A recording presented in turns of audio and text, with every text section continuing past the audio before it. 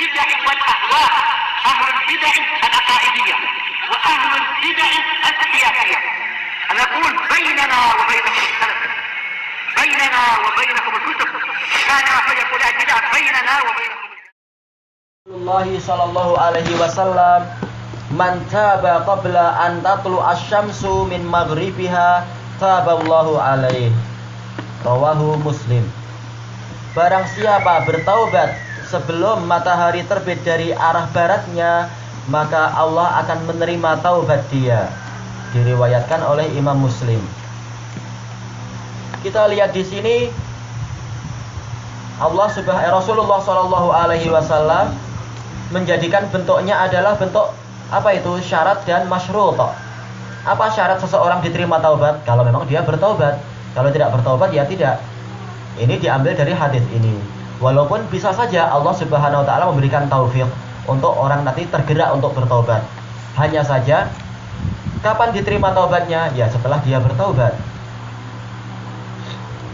Kemudian dari sini kita mendapatkan faidah bahwasanya taubat itu ada batasnya. Kapan itu batasnya? Walaupun orang masih hidup. Apa batasnya itu? Batasnya ketika matahari sudah terbit dari barat. Walaupun dia masih hidup, masih segar bugar, masih sehat walafiat, kalau matahari sudah terbit dari barat, maka pintu taubat telah tertutup, taubat dia tidak diterima. Kemudian dari hadis ini pula kita mendapatkan faidah bahwasanya taba alaih, maknanya ini tergantung kepada siyaknya. Pada asalnya makna taba alaih itu ada 3. Makna yang pertama adalah kondisi sebelum taubat. Kalau dikatakan Allah taba ala fulan, sebelum dia taubat, maksudnya adalah memberikan taufik. Dikasih rasa penyesalan, dikasih rasa sedih, dikasih kebimbangan bagaimana nanti kalau aku mati, bagaimana nanti aku menjawab pertanyaan 2 malaikat kubur, menjawab pertanyaan Allah nanti di hari yang amat panas itu. Nah, itu permulaan datangnya taufik. Ini makna taba alaih, bukan menerima taubat, tetapi apa? Memberikan taufik untuk bertaubat. Ini kejadian sebelum dia bertaubat. Kemudian yang kedua adalah ketika dia bertaubat, dalam kondisi dia bertaubat. Kemudian Allah Ta'ala mengatakan taba alaih, maksudnya adalah apa? Maksudnya adalah taubatnya diterima. Dia bertobat, taubatnya diterima. Yang ketiga adalah kondisi setelah dia bertaubat. Taba alaih maksudnya adalah Allah memberikan taufik kepada dia untuk terus menjaga taubatnya itu, tidak dilanggar lagi, tidak masuk kepada dosa lagi. Ini menunjukkan bahwasanya Allah Subhanahu wa Ta'ala, dia itu taubatnya meliputi hamba sebelum dia bertaubat, ketika dia bertaubat, dan setelah dia bertaubat. Ini menunjukkan faedah yang lain dari hadis ini adalah luasnya rahmat Allah Ta'ala. Betul-betul dia adalah menjaga para hambanya dan merahmati hambanya, sangat bergembira dengan taubat hambanya. Bukannya Rasulullah mengatakan barang siapa taubat maka dia akan dimarahi dulu, enggak. Bahkan langsung taballahu alaih. Makanya Syekhul Islam mengatakan ini memang janji Allah Ta'ala. Barang siapa bertobat, Allah berjanji untuk mengabulkan taubat dia dan menerima taubat dia. Tapi syaratnya apa? 3 syarat tersebut dipenuhi. 3 syarat sahnya taubat dipenuhi, maka Allah akan memberi janji untuk mengabulkan permohonan dia akan ampunan. Hanya saja untuk hadis ini, makna taba alaih artinya apa? Menerima. Barang siapa bertaubat sebelum matahari terbit dari barat, maka tobatnya itu diterima. Dari sini pula kita mendapatkan faidah bahwasanya tobatnya seseorang dari dosa ini tidak dibatasi sehari 2 hari, tidak dibatasi setahun 2 tahun, bahkan apa sampai matahari terbit dari barat, kesempatan bertaubat itu masih terbuka, asalkan dia masih hidup. Kalau sudah mati ya sudah, salah dia sendiri. Ini menunjukkan bahwasanya taubat itu memang amat luas. Maka Allah Ta'ala berfirman, innallaha wasi'ul maghfirah. Sesungguhnya Allah itu memang luas ampunannya. Tidak hanya sehari 2 hari. Awas kalau kamu sampai akhir pekan ini tidak bertobat, kamu akan aku hukum dan tidak boleh lagi tobat setelah itu. Tidak demikian. Makanya pendapat yang rajih tentang masalah puasa, orang yang bertahun-tahun tidak berpuasa, kemudian dia bertobat, dan dia bertanya bagaimana cara saya mengqadha. Sebagian ulama mengatakan setiap dia terlambat setahun sampai masuk kepada Ramadan berikutnya, maka puasanya 2 kali lipat. Puasa untuk itu sendiri, puasa yang memang untuk tahun itu sendiri, dan puasa kafarah, puasa qadhanya sendiri harus 2 kali lipat. Jadi kalau dia meninggalkan puasa selama 30 hari, maka dia nanti membayarnya adalah 60 hari. Ditambah dengan puasa untuk tahun yang baru itu. Kalau nanti tahun ketiga ternyata dia memang 3 tahun, maka 3 hari berturut-turut. Dalam 1 hari harus 3 puasa. Maksudnya hitungannya adalah 3 puasa. Kalau dia utangnya 30 hari istilahnya, maka dia harus puasa 90 hari. Sebagian mengatakan demikian, tapi ini tidak ada dalilnya. Sebagian yang lain mengatakan, dan ini lebih dekat, yaitu apa? Dia puasa seperti biasa, yaitu hutangnya dibayar sehari, ya dibayar sehari, tetapi ditambah dengan apa? Kafarah. Memberi makan 1 orang miskin, 1 mud, kalau yang dirojihkan oleh Imam Syafi'i. Yang lain merojihkan apa? 2 mud. Tetapi yang benar adalah apa? Sama sekali tidak ada dalil bahwasanya dia harus membayar qadha. Dia hanya wajib bertaubat dan dia puasa. Itu pendapat yang rajih. Dia hanya wajib bertaubat. Tapi taubatnya harus benar-benar, bukan main-main. Karena memang hukumannya ini sangat berat, ancamannya di alam kubur, belum di padang mahsyar. Di alam kubur sendiri berat bagi orang yang sengaja tidak puasa, atau sudah puasa tetapi sebelum waktunya berbuka dia sengaja berbuka dari puasa yang wajib itu. Maksudnya dia tak perlu ganti lah, yang selamanya dia tinggalkan. Gantinya ya itu qadha. Gantinya hanya qadha. Makanya para ulama mengatakan yang rajih gantinya hanya taubat dan qadha. Sekali je lah. Iya, sekali saja. Bukan dilipat ya. Enggak, tidak dilipatkan. Nah, orang yang bodoh mengatakan, wah enaklah, dah aku nanti aja lah. Kalau sudah tua baru aku qadha. Aku jamak sekalian berapa tahun. Ketika masih muda aja nggak kuat, gimana sudah tua? Sudah badan sudah lemah, sel-sel lemah, sudah cepat haus, cepat lapar. Itu pun kalau sampai tua. Kalau sebelum tua ada accident, wah pusing lagi. Maksudnya kalau di bulan Ramadan dia tak boleh niatkan 2 lah. Nggak ada. Nggak ada, nggak boleh. Kata para ulama bahwasanya kewajiban puasa ini kewajiban yang mudhayyak waktunya. Waktunya itu sempit, yaitu apa? Sejak terbit matahari sampai apa? Sejak terbit fajar sampai terbenam matahari. Jadi itu puasanya 1. Terus mau puasa di mana lagi kita? Harus cari hari yang lain. Maka tidak boleh kita puasa Ramadan sekaligus diniatkan puasa hari Senin, puasa qadha, puasa Daud, nggak boleh. Kalau di luar Ramadan boleh puasa ganti. Nah, di luar Ramadan kalau qadha dengan apa tadi? Dengan puasa sunnah tidak boleh. Kenapa? Yang boleh digabung itu pun beberapa saja, itu kalau sama-sama sunnah. Adapun kalau dia puasa wajib tidak boleh digabung. Memang ini khilaf. Tapi yang rajih tidak boleh digabung. Sunnah sendiri dan puasa qadha sendiri. Memang ini khilaf.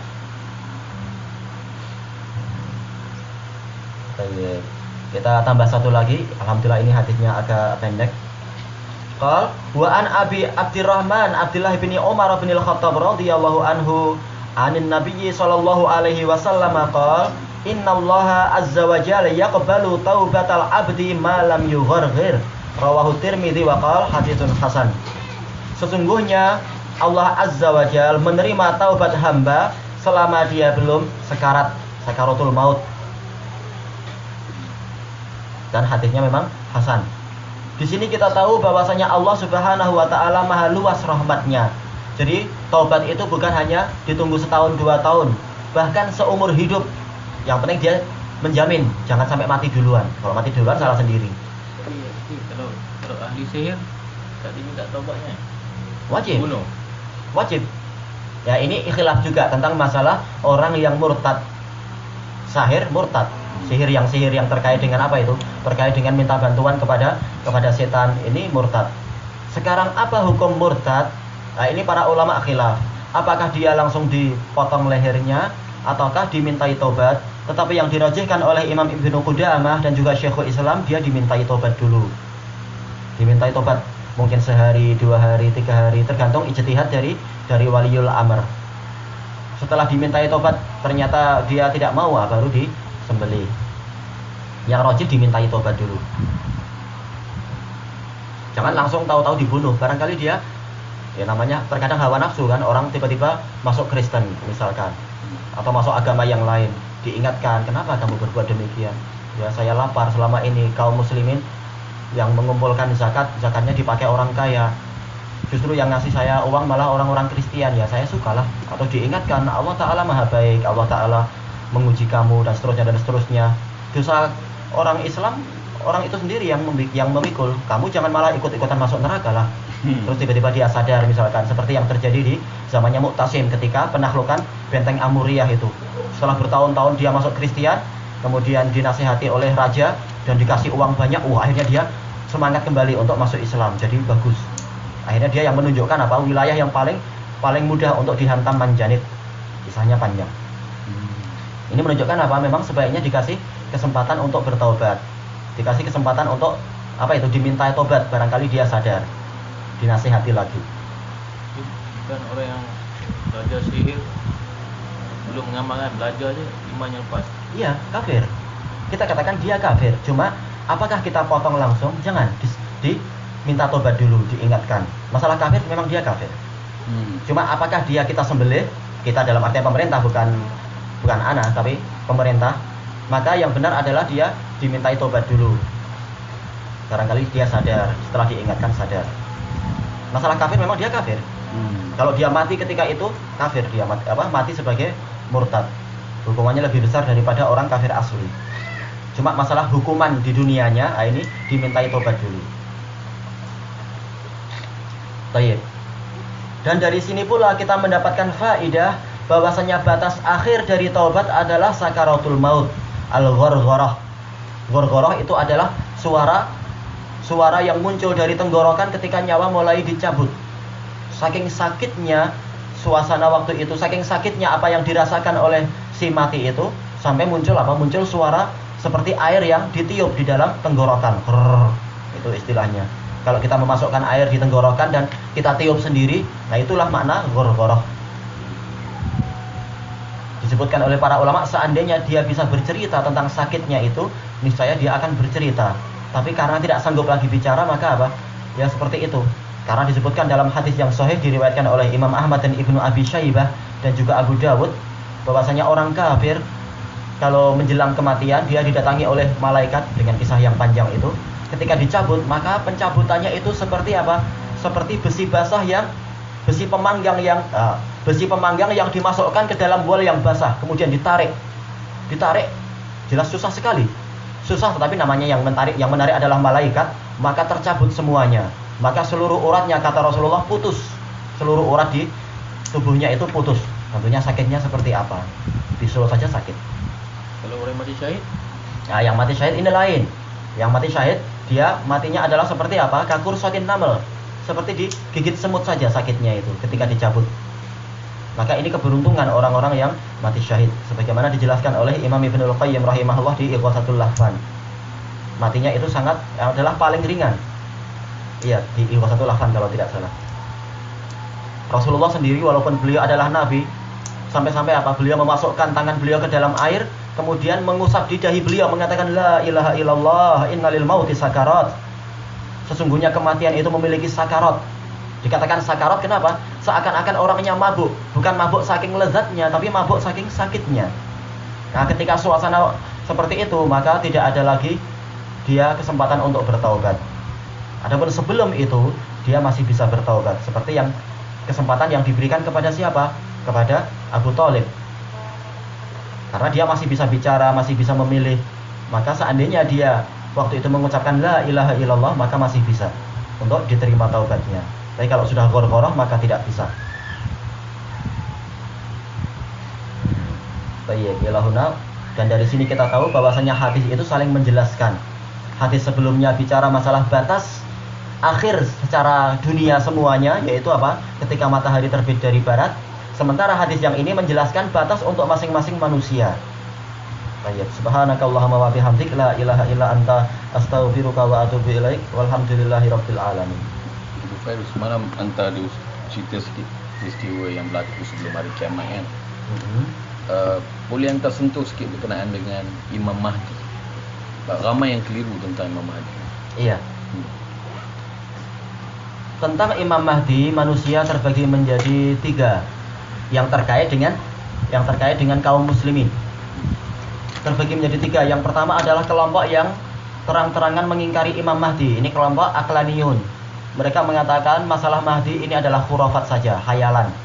Hayalan orang-orang yang bermimpi Islam nanti menang lagi dan berjaya lagi, mendapatkan kekuasaan lagi, sehingga menciptakan istilah Imam Mahdi. Mereka mengatakan hadis-hadis yang berbicara tentang Imam Mahdi semuanya dhaif. Kalaupun sahih, Imam Mahdi yang dimaksud adalah Isa, dan Isa itu sudah mati, kata mereka. Ini pendapat yang tentunya keliru. Kemudian kelompok yang kedua adalah kelompok ghulah yang berlebihan tentang masalah Imam Mahdi, mengatakan dia itu maksum dan mengatakan dia itu sudah ada.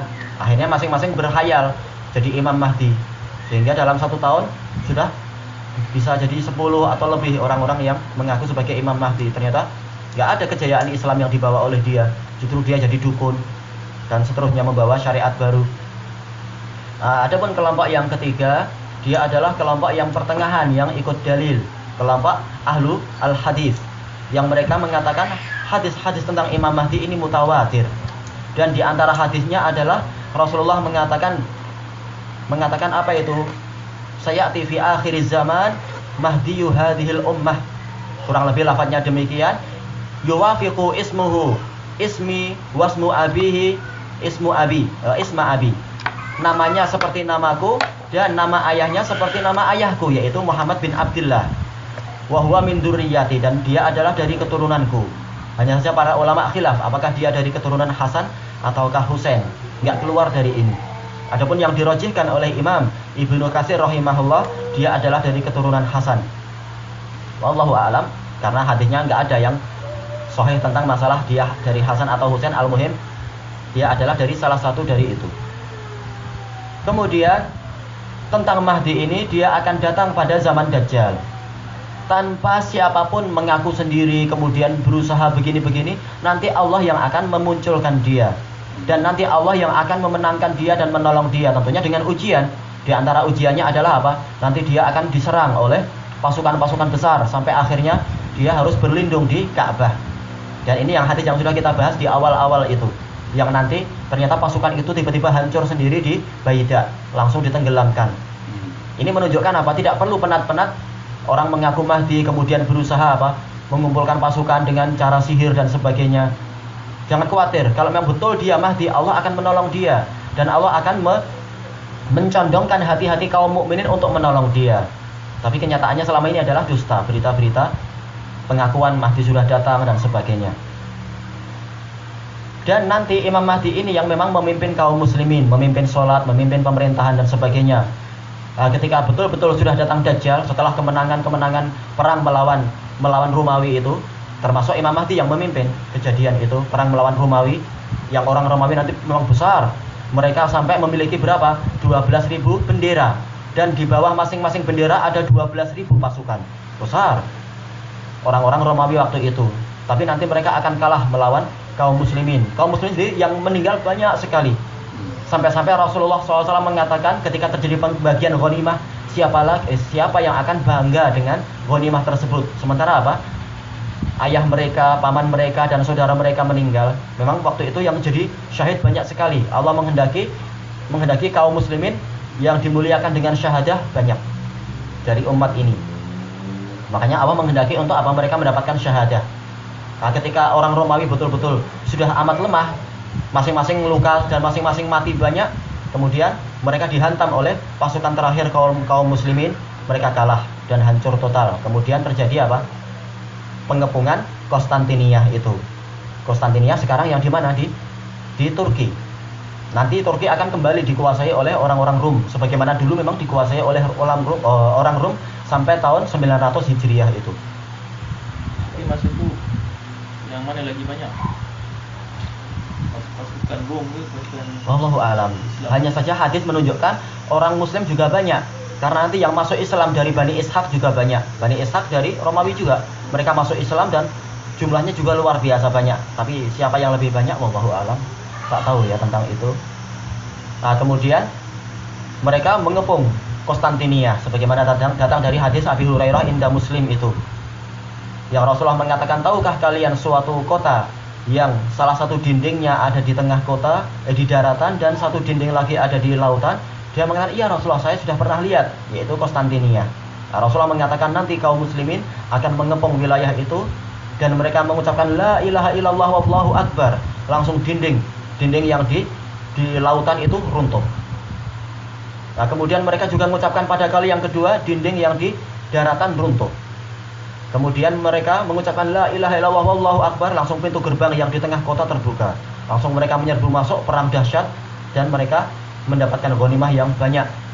Ternyata kemudian ada teriakan, Inna Dajjal qad khalafakum fi ahalikum. Sesungguhnya Dajjal telah mengganti kalian di keluarga kalian. Yaitu ketika kaum muslimin sibuk berjihad, ternyata Dajjal sudah berdakwah di sana. Dakwah yang sesat tentunya. Maka ketika itu Al-Mahdi sebagai pemimpin tertinggi mengirim kalau ana lupa, kurang lebih berapa, 12 orang atau 100 orang, ana lupa lafadznya itu, penunggang kuda. Sudah nggak ada lagi Mercedes-Benz atau Porsche, kuda lagi. Yang dari mereka adalah dari Ansor, lagi-lagi memang Ansor, Yaman. Untuk apa? Untuk berangkat, kalau nggak salah Ansor, iya. Untuk apa? Untuk melihat ke sana sebagai toliah, sebagai mata-mata. Rasulullah mengatakan mereka adalah termasuk yang terbaik. Dan Rasulullah mengatakan, aku tahu nama mereka dan aku tahu ciri-ciri kuda mereka dan warnanya. Betul-betul memang nanti kembali ke kuda lagi. Makanya Rasulullah mengatakan, innal faras layastannu, innal faras yu'allaku al-khair fi nawasiha ila yaumil qiyamah.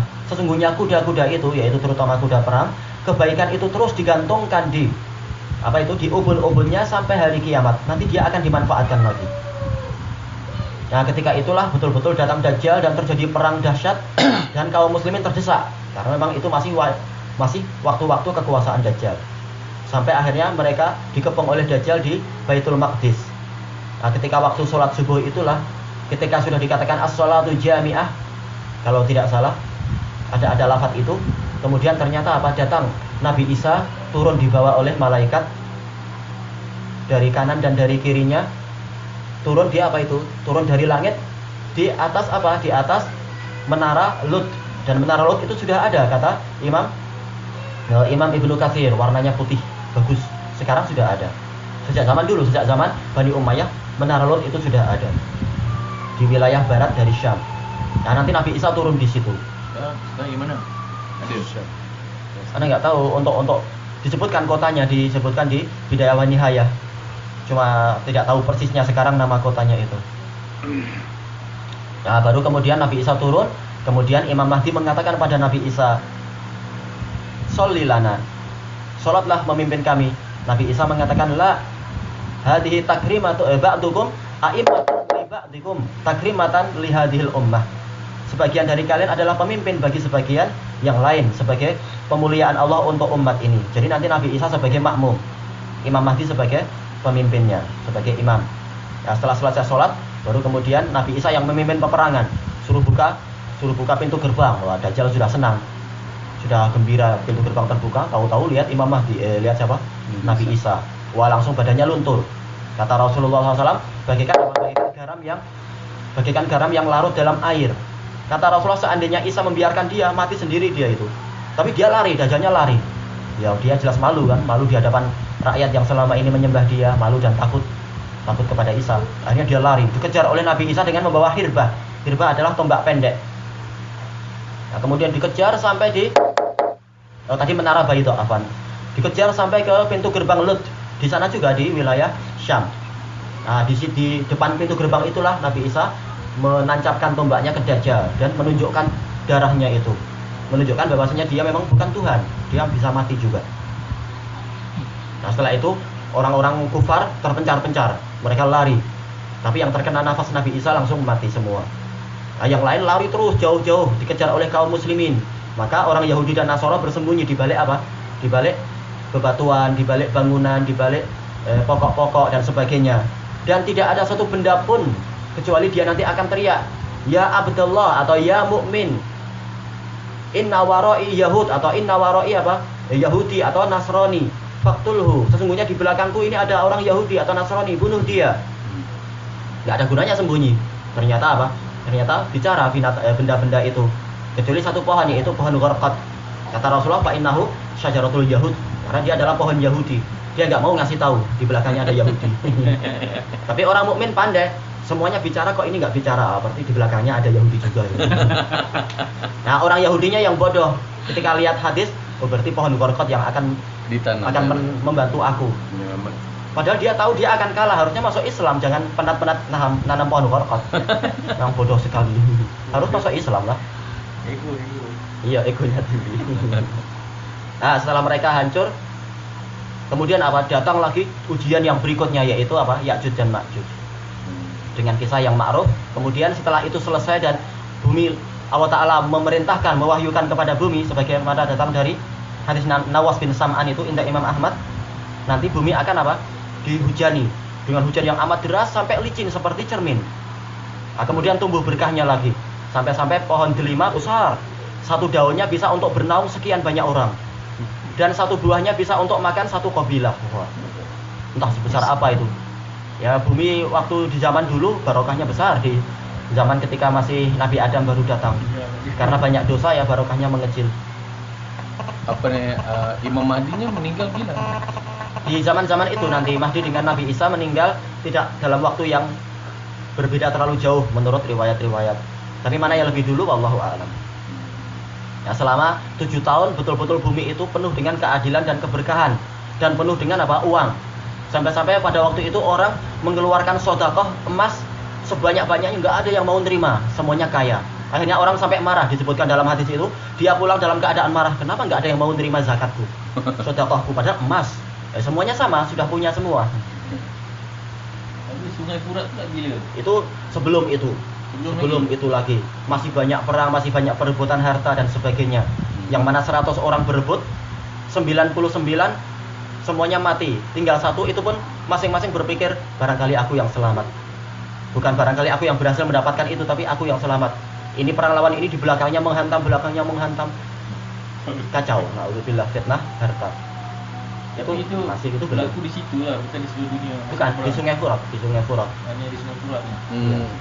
Lagi tu anak tanya tentang, tak tahulah anak pernah mendengar dulu, katanya Imam Mahdi tu timbul di Asia Tenggara. Betul ke dakwah itu? Nggak tahu, mungkin di Perlis. Mungkin di Berlin. Tapi ya, Ya, atau di Indonesia. Dia orang Arab. Oh, dia orang Arab. Iya kan, dia keturunan Rasulullah, Quraisy. Ya, dohirnya ya wallahu alam di sana. Nanti pusatnya pun nanti di Ka'bah. Nggak tahu sekarang kenyataannya, belum ada. Tapi memang ada nggak hadis yang, tak tahu lah, mungkin hadis palsu yang mengatakan Dajjal membunuh Isa, kemudian dihidupkan kembali Isa. Ada nggak hadis itu? Terbalik-balik dia.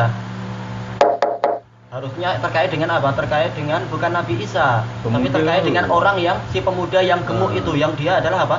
Dia adalah akbaru syahadah, yang paling besar persaksiannya. Yang ketika Dajjal sudah mulai menunjukkan kebatilannya, menyuruh orang menyembah dia dan sebagainya, banyak pengikutnya. Kemudian datang orang ini, kata Rasulullah SAW, dia badannya besar, gemuk, dalam keadaan wajahnya berseri-seri. Kemudian dia mengatakan kepada penjaganya, tunjukkan aku kepada Tuhan kalian. Penjaganya bilang, awalam tu'min bi rabbina, apakah engkau tidak beriman kepada Rabb kami? Dia mengatakan, Rabbku Allah. Maka dia dipukuli. Penjaga yang lain mengatakan, Rabb kita sudah berpesan, jangan ada yang dibunuh sampai dihadapkan kepadaku dulu. Ada maunya. Ya, baru didatangkan kepada Dajjal. Kemudian apa? Ketika dilihat ciri-cirinya memang betul, bahwasanya matanya yang satu buta, yang satu buram, yang satu jelek juga. Maka dia mengatakan, ya ayyuhan nas, ishhadu hada Dajjal alladhi akhbarana Rasulullah SAW. Persaksikanlah bahwasanya ini adalah Dajjal yang dikabarkan oleh Rasulullah kepada kita. Ini faedah apa? Mewariskan ilmu kepada anak-anak kita, walaupun belum sampai kepada kita kisah tersebut. Apa itu kenyataannya? Tapi untuk diwariskan, biar nanti anak-anak kita tahu ciri-ciri Dajjal dan sebagainya sampai kepada zaman tersebut. Maka dia dipukuli Dajjal sampai habis-habisan, sampai berdarah-darah, disebutkan dalam hadisnya itu. Kemudian Dajjal bilang kepada orang-orang, kalau aku sembelih dia dan aku hidupkan lagi, kalian beriman tidak? Mereka mengatakan beriman. Maka dia disembelih, dibelah jadi dua. belah jadi dua, memang betul-betul disembelih. Ini ujian yang berat sekali untuk orang tersebut. Mati. Kemudian Dajjal berjalan di antara kedua badannya, menunjukkan betul-betul dia aku sembelih, ini bukan sihir. Kemudian Dajjal menghidupkan dia lagi, hidup lagi. Terus dia mengatakan, justru aku bertambah yakin bahwasanya kamu Dajjal. Karena dalam hadis disebutkan dia akan bunuh orang dan menghidupkan lagi. Ternyata aku. Aku tambah yakin, bukan tambah yakin bahwasanya kamu memang Tuhan, bukan. Aku yakin itu ternyata kamu adalah Dajjal. Maka Dajjal jengkel, akhirnya dia menyembelih orang itu. Ternyata nggak bisa lagi menyembelih, karena Rasul menyebutkan di lehernya itu sudah ada tembaganya. Allah Ta'ala naruh tembaga, nggak bisa disembelih. Sebagai bukti apa? Lemahnya dia. Kalau dia Tuhan, ngapain penat-penat nyembelih? Cabut nyawanya kalau bisa. Nah, Dajjal malu, akhirnya orang ini dilemparkan ke dalam nerakanya dia. Itu kisah tersebut. Barangkali ini yang diinginkan, tapi itu bukan Nabi Isa. Yang lain mengatakan ini Khadir, tapi ini adalah khurafat. Khadir sudah meninggal sejak dulu. Tapi Nabi Isa itu bukan saiz yang besar lah. Buat zaman Nabi Isa semua besar-besar. Kemungkinan demikian. Cuma Nabi Isa dengan Nabi Muhammad kan waktunya dekat aja kan. Cuma jarak 600 tahun. Jadi ya lebih besar, tapi barangkali istilahnya tidak seperti Nabi Musa ataupun Nabi Ibrahim. Kurang lebih lah. Yo, hari-hari ini pun kita masih bisa lihat kan orang tingginya 2 meter lewat dikit. Mungkin Nabi Isa lebih dikit. Wallahu a'lam. Sebenarnya matanya tengah satu ke ataupun matanya dua? Matanya dua. Rasulullah mengatakan apa? Tawfiyatun ainuhul yumna, atau a'ma ainuhu awar ainuhu al yumna. Mata dia yang kanan itu buta. Yang satu adalah buram. Seakan-akan dia itu adalah apa? Adalah inabah. Inabah itu apa? Anggur yang cahayanya terpupus. Jadi yang satu buta, yang satu cacat. Jadi matanya dua memang. Dan dia ini manusia. Adapun yang di tengah adalah apa? Lafaz kafir. Iya, dia manusia. Macam mana orang yang enggak Tuhan ya? Takut karena dia perlu uang.